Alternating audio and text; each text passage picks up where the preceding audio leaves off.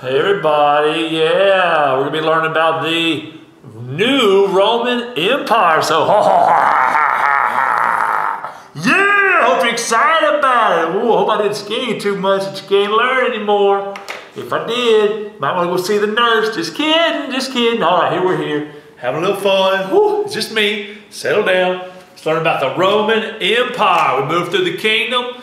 We moved through the republic. We saw it go away. Now let's go to the empire here. We're going to take this question by question. We're going to start off with Emperor Augustus and what he's called the Pax Romana. Yes, the Pax Romana in your face right here. Pax Romana. You got the Pax Romana. Yeah, the Pax Romana. The Pax Romana, which means Roman peace. Roman peace. Roman peace. Roman peace. Peace up. A-town down. Yes, that's what I'm talking about. All right, the Pax Romana.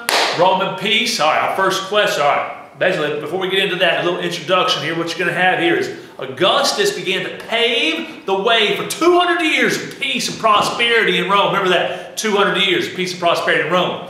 The emperors who followed him were not all good rulers. They were not all. Some of them were good, some of them were not good. But they helped the Roman Empire reach its peak.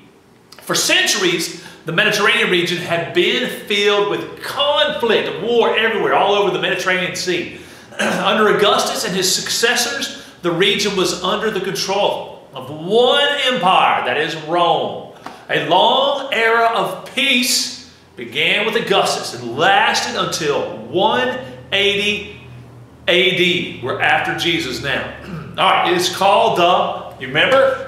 Pax Romana, Roman peace, this whole 2 eras of peace.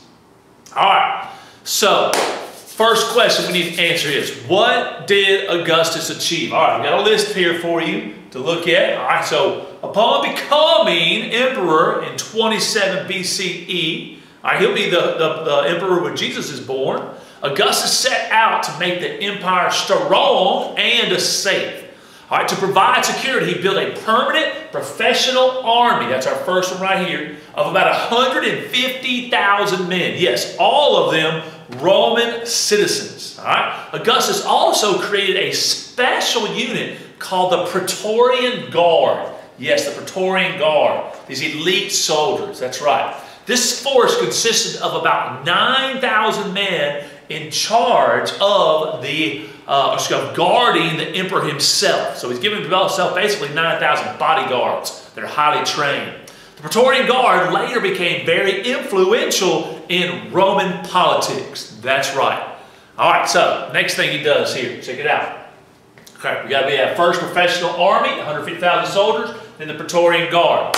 Next thing he does, Augustus's legions conquered new territory. That's right, number 3. And added vast stretches of northern Europe to the empire. All of Spain and Gaul, that's G-A-U-L, that's right, G-A-U-L, came under Roman rule, as did land in what is today Austria, Hungary, and Romania and Bulgaria. All right, so basically the empire is going to be growing under Augustus' rule. That's our third thing there. Fourth thing he's going to do.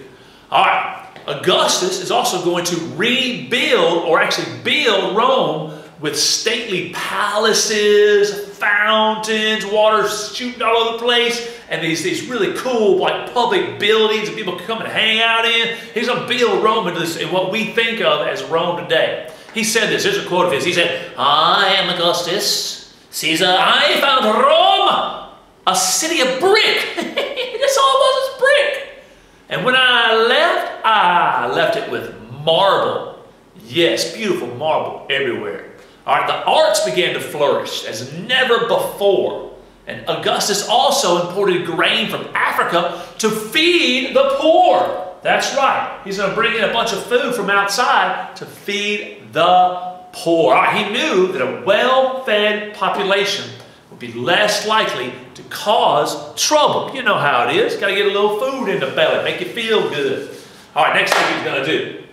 Here we go. Augustus devoted much of his energy to improving Rome's government, right here in the red. He's going to make the government better. All right. During his reign, more than 50 million people, they lived in the Roman Empire. That's a pretty big place. It's pretty big. All right. And to rule this huge population, Augustus appointed what's called a proconsul. We have proconsuls and we have these things called proconsuls. Basically, all they are is governors, all right, for each of Rome's provinces. These new officials replace the politicians who had been chosen by the Senate.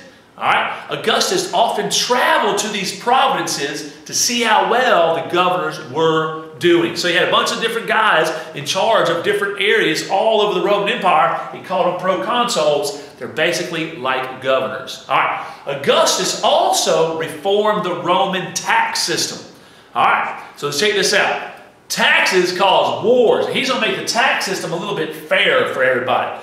All right. Previously, what it was like, individual tax collectors would they went out and they would collect the taxes, and they were allowed to take a little bit extra for themselves. But what Augustus is going to do is make the tax collecting job a permanent government job where they're actually paid a salary. And this stopped them from taking extra from people who earn their hard-earned money.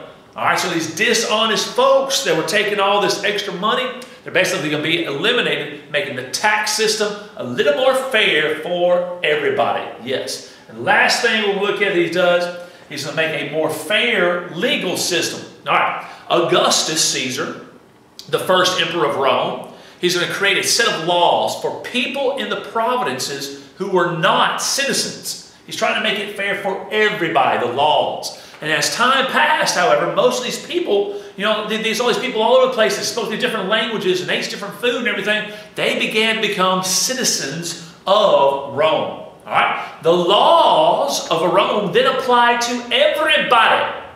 Everybody applied to everybody. Okay? Although the legal system generally stressed the authority of the government over the right of the individual. So basically you have this fairer law system, but it's basically going to be where the government still, it's going to be in its charge. It's going to favor of the government more than it does the individual. So again, some things that he did to make things better here: created a professional army, 150,000 soldiers. They're trained. The Praetorian Guard, yes, they're very strong. You'll see them in the Gladiator movie. Like a whole bunch of new territory expands north and west and east. He rebuilt Rome with all these beautiful buildings. Art flourishes. He imported food so people could be well fed and happy. All right. He invented this thing called the governor or the proconsul. He fixed the tax system, and it has a more fair and legal system. Yes. All right. That's question number 1.